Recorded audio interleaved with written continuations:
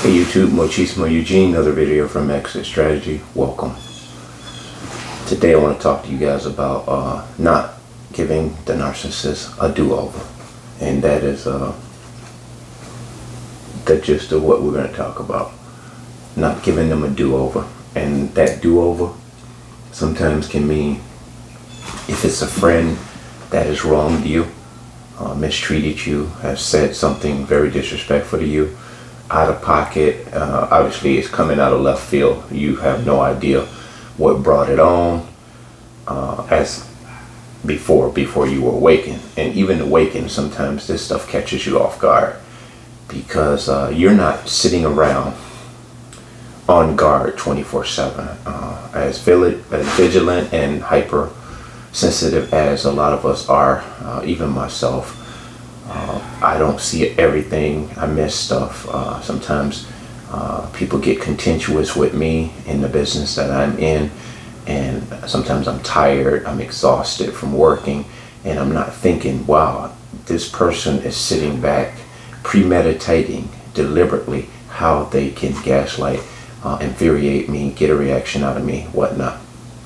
So back to friend. A lot of times these people can mistreat you, wrong you, say something out of pocket, say something behind your back, it comes back to you.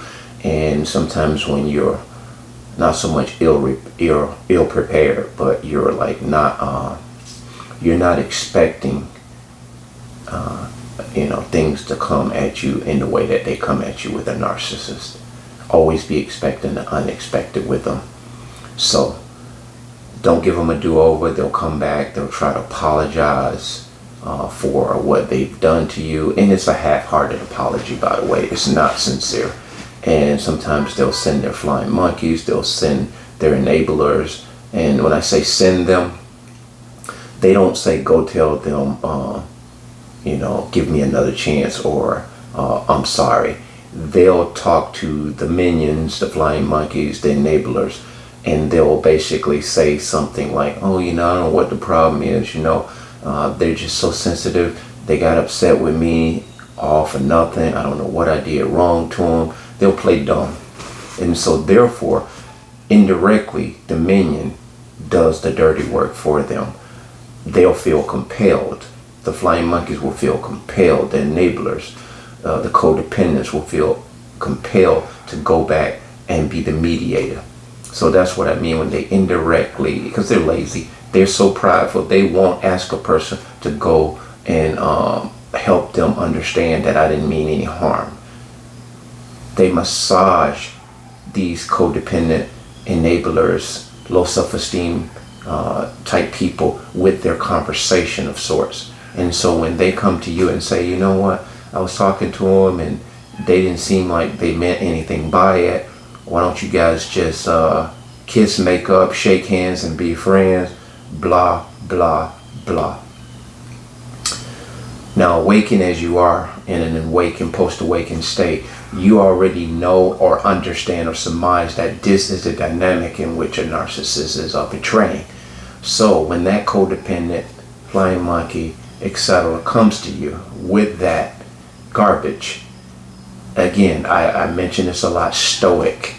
You just calmly, because even the flying monkeys and the codependents and an enabler, they have such strong narcissism themselves until they're looking for a reaction from you, the victim.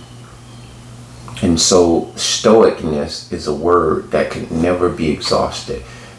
You are prepared mentally, emotionally, in anticipation of this. And when they come to you and they say blah blah blah, I don't know what's the problem, why don't you guys do XYZ? You look at them and you say, if you were to say something, you say, I'm fine, there's no problems. There's no problems. And they'll persist. They'll persist. And that's their job. But you can let it be known by these flying monkeys that you're not giving them any information, you're not giving them any emotional mail to take back to the narcissist. Because everything is built on your action. You know, we're living in a world where people get a kick out of other people's reactions in the negative. You know, there's no wonder why the box office sells out the first week the movie hits the theaters, because there is reaction. The human, just the human, not instinct, just the humanness in you. The reaction gives off serotonin. It's almost like fireworks. It's an excitement that we can't readily describe when we see something fascinating happening. And in this case, it's always a negative with the narcissist. Like you and I get excited when we do something fun and exhilarating. Say we may go on, just say Ferris wheel ride. It doesn't have to be anything fast or overly adventurous. Just to go around on that carousel horse ride. It's nostalgic. The way that horse goes up and down and around. It's just something so angelic about that, like a carpet ride of sorts. Now, that's how a narcissist has to feel constantly. And if they don't feel like that, because they're on the loop, they don't know how to deal with just peace. They don't know how to deal with just sitting still like I am, or you are, and just being able to just accept nothing happening around them. They can't do that. And because they can't do that, they always have to have their hand in something. And most often it's chaotic, or they have to start something. And if they're not starting anything, they have to over dramatize something that is not that exciting at all. So no do-overs do you give the narcissist. No do-overs do you give the flying monkeys, in order that they can go back and continue to drive this nail in the coffin. Because the narcissist has only one agenda: destroy. Destroy. And this is yet another way you can exit that friendship. You can exit that entanglement. You can exit that relationship, that family dynamic. You have to come to a point where you're stoic and you're just you're just unmoved by anything that they do. And when you become silent, withdrawn, and you just step back and you just in your silence allow these people to do their cartwheels, jumping jacks, backflips, and you'll see that they will lose interest in you. They will lose the appeal of what you have brought to the table before. It'll just dissipate, and they'll go on to bigger and greater problems. They'll go over to someone who has a lot of crap going on in their life that they're sharing with a narcissist, and thinking that the narcissist really cares about their story. They do. They care in a way that they will use every detail of your negative experience, and they will go and they will share with other people. They will use it as leverage. You can't confide in them about anything personal, and this is what you're going to have to do. You're going to have to brainstorm based on this video and ask yourself, is there someone in my friend circle? Is there someone in my family circle? Because what we do sometimes, because it's a family member or it's a longtime friend we've been involved with since high school, there's been ups and downs. We justify every wrongdoing that this person did to us, even up to present. Today is the day that you cut the cord. Today is the day that you decide that you don't need anyone to matter in your life but you. You have to matter first, and then when you matter, you can understand and see clearly that most of, not all the people who have been around you,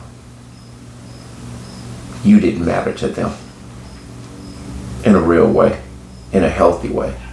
And now you got to do some decision making. You have to cut cords, you have to cut ties, and you can cut ties in silence. You don't have to give anyone the memo. Matter of fact, you shouldn't. Because when you give a heads up to the narcissist, they go on to counter that. They go on counter assault mode because they fret that they're about to lose a supply.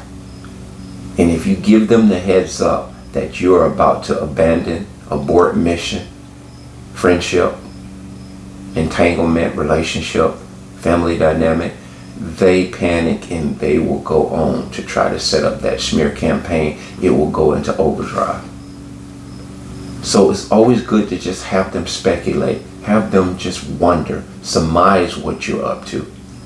Because if they don't know exactly what you're doing, they can't read your emotion, it confuses them.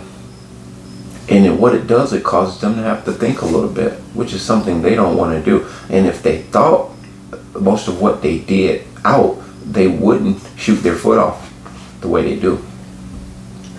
But because they can't think things through, or they don't choose to think things through, because in thinking things through, what will happen? They will immediately be met with the rationale of, maybe I shouldn't do that because that's not right.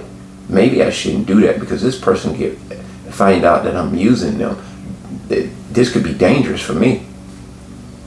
And see, that will cause their heartstrings to consider their actions, and they don't want to consider their actions.